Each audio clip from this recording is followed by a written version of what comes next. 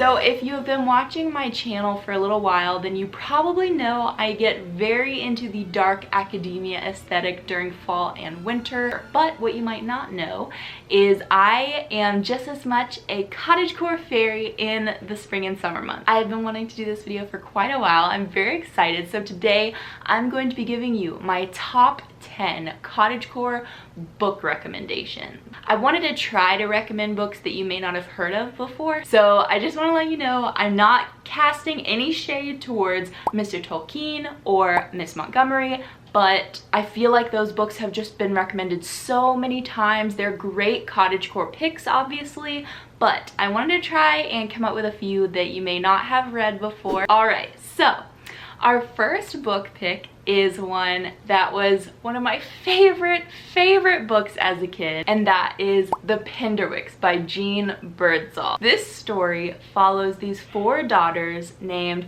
Rosalind, Skye, Jane, and Fatty, and their mom has passed away, so they're living with their dad, and he decides to take them on a summer vacation to this cottage in Cape Cod on this like huge estate. So literally they're spending the summer in a cottage, and they befriend the little boy who is like living in the big house on the estate. So it's basically a more modern version of Little Women. Like, the parallels are uncanny. You've got the 4 sisters, all with very different interests and personalities, and then you've got the little boy who's like rich and very sheltered, and he kind of becomes a part of their family, and it's just such a sweet story. One of the things that I just loved so much, which is the same with Little Women, is all of the sisters have very distinct personalities, and they're all like championed for those interests. So it's not like, oh, the girlier sisters are like better or more desirable or whatever, or the more tomboy sisters are better or more desirable. It's just like everyone has their own interests and their own unique traits, but they're all awesome and they all get their own little storylines. My favorite was Skye, the second sister, because she is just this like burgeoning playwright, and she's always writing stories.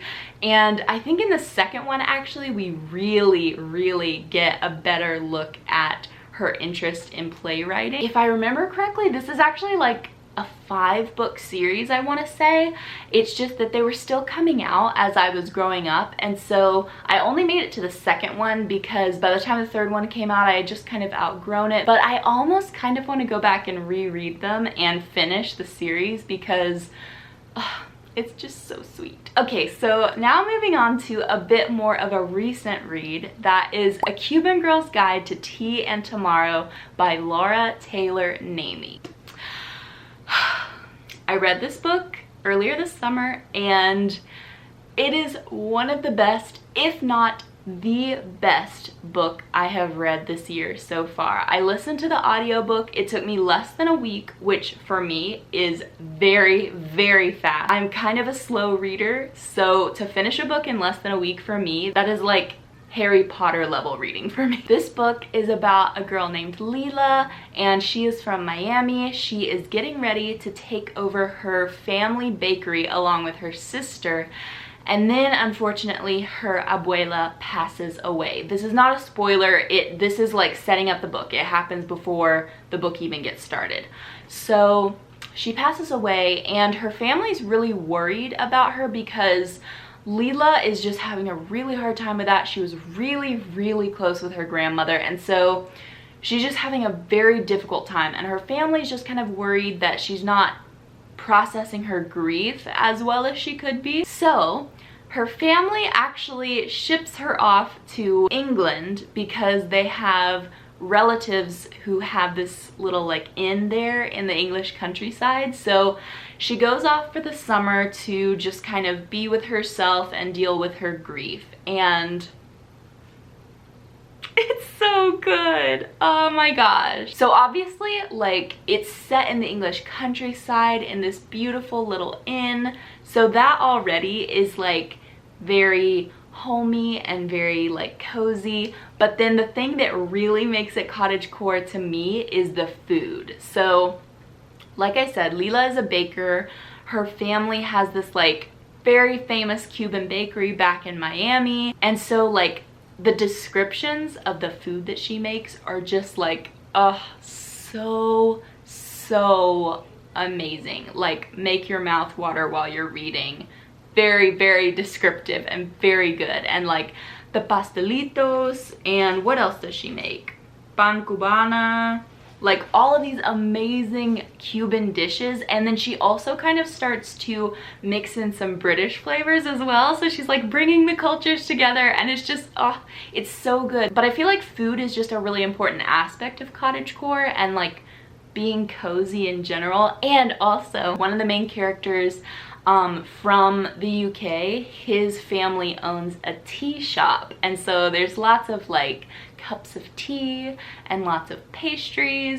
Okay. The next two books on my list are actually graphic novels, and the first one is The Sprite and the Gardener by Rhea Abrego, and I apologize if I'm not saying that name correctly. It's all about fairies and flowers, and so the fairies in this world are named after the flowers that they take care of. So our main fairy character, her name is Wisteria, and she befriends a human named Elena. And so it's just about like their budding friendship, and it's all about the world of fairies and nature, and the art in this story is just so beautiful and very, very cottagecore. Like just all of these beautiful flowers, and it's very quaint and cozy. The next book is also a graphic novel, and it is an adaptation of The Secret Garden. So obviously that was originally written by Frances Hodgson Burnett, but this story is written and illustrated by Maria Marsden and Hannah Lutfeld. This one actually just came out this summer. The authors have previously adapted Anne of Green Gables into a graphic novel as well, so check that one out. But I just have a soft spot for The Secret Garden. It is the very first classic that I ever read, and before that I had only really read like fantasy, adventure, middle grade type books, and so I was just convinced that I wasn't going to like classic novels, but I fell in love with The Secret Garden. But whether you've read the original story or not, I think this will be a really good pick. Once again, the art is just beautiful. Okay, next up we have a non-fiction pick, and that is Honeybee Democracy by Thomas D. Seeley. So if you saw my summer reading list video, then I have already told you about this book a little, so I'll try to keep it short and sweet. But basically this book is all about how honeybees work together as a hive to make decisions. So for example, when a group of honeybees outgrows their hive, they have to kind of work together to scout out a new location and decide like where would be the best place to move to. I feel like I knew honeybees were smart, but I didn't know that they had this level of like collaborative abilities, because they really do like work together. Like it is kind of a hive mind sort of situation where they're all like somehow communicating and working together to make these decisions as a collective. It is just so fascinating, and you can tell that the author, like, you can just tell he's really knowledgeable about his subject. And it's one of those books that, like, I know it probably sounds sort of strange to read about, but give it a try. It is very, very interesting. Okay, the next book is like a very emotional read, and it is The Way Through the Woods by Lit Woon Long. So this story is all about mushrooms, and one of the like biggest, kind of most random things about cottagecore is the fascination with mushrooms, and I am as into them as the next person. There's something just so cute about them, and I've been thinking about that a lot lately. Like, why is it that mushrooms are like such a big thing in the cottagecore aesthetic? And my personal theory is that it all has to do with Super Mario, and just like how that game really like aestheticized the little like red mushroom. But that's just a personal theory. Either way, mushrooms are just a really big part of the cottagecore look and feel, and they're just very, very cute. So there's a lot of books about mushrooms within the like cottagecore space. This one really called out to me though, because it's not just about mushrooms. Like it is nonfiction, but it's more of like a memoir. Our main character, who is the author herself, she has recently lost her husband at the opening of the book, and so she ends up joining this like mushrooms enthusiast club as a means of like dealing with the passing of her husband, and as just kind of like giving herself something to do and something to focus on. And so this group basically just gets together and learns about different kinds of mushrooms and discusses them. They go on these little like excursions together, and so mushrooms like really become this very deeply cathartic like thing to her. And so as she's learning more about them, she's also dealing with the grief of her husband.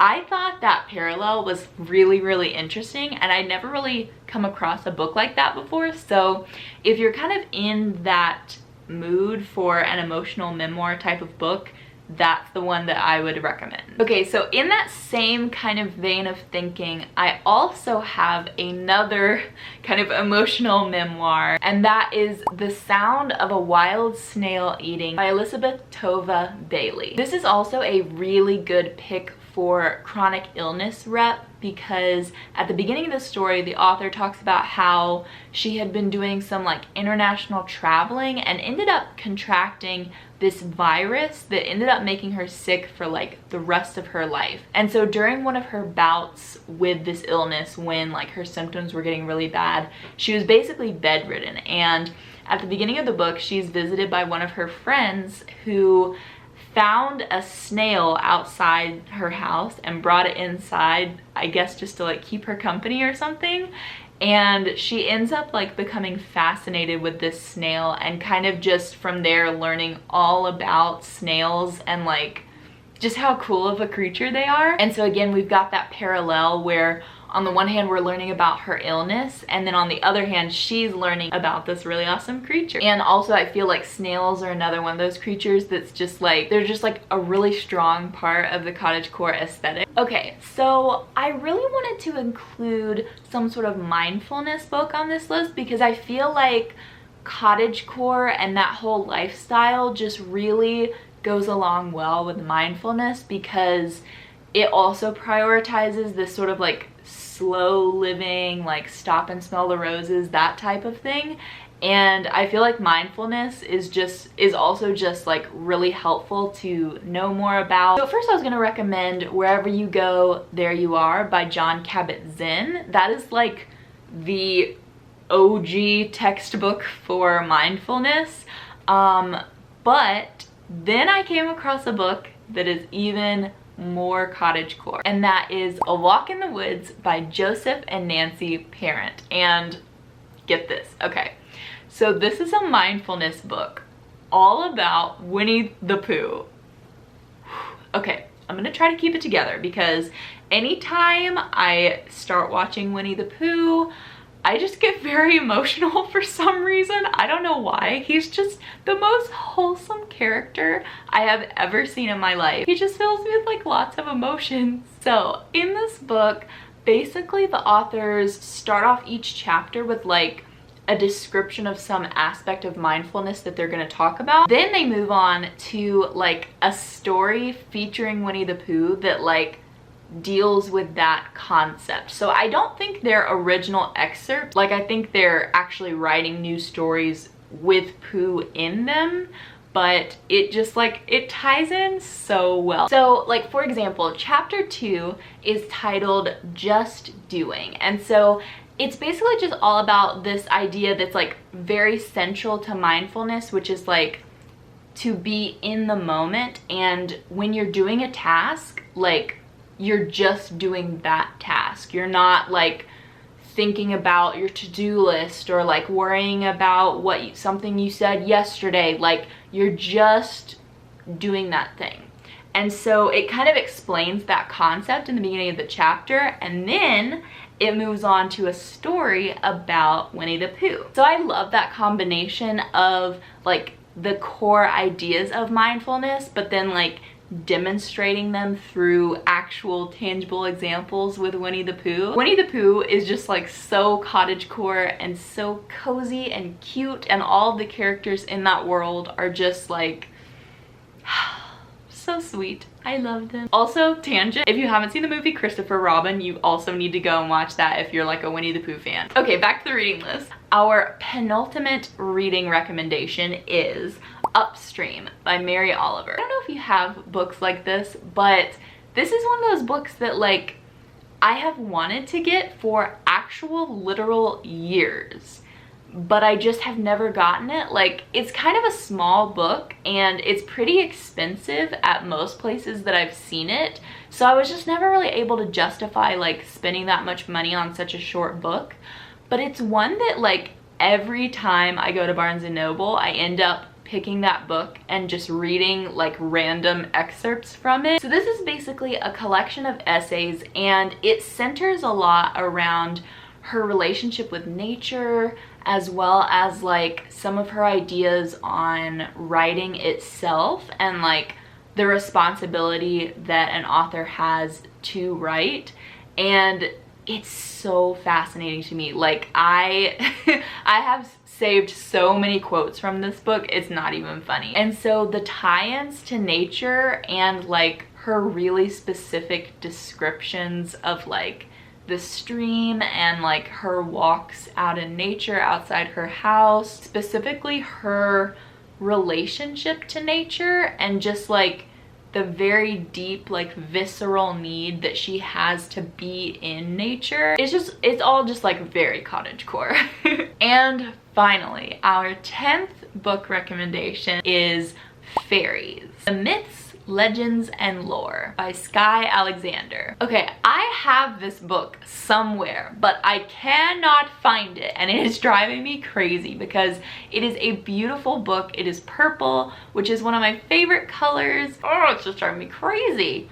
I feel like I would classify this as a nonfiction book because it's not like a book necessarily saying that fairies are real, but it's like all about the history behind them, just kind of like how they've been depicted in stories. So it goes into like all of the mythology and like where they live and what they eat and like all of these interesting facts, like as if fairies are real, but like it's not actually making that argument. It's just like giving descriptions basically. But it's an awesome book. It's very thorough and it's very interesting, so I'd highly recommend it if you can find it, unlike me. Okay, those are all of my cottagecore book recommendations for today. Thank you so much for watching. Let me know down below if you have any additional cottagecore book recommendations, because I'm always looking for them. Literally, that's why I made this video in the first place, because I always try to make videos that I personally would be interested in watching,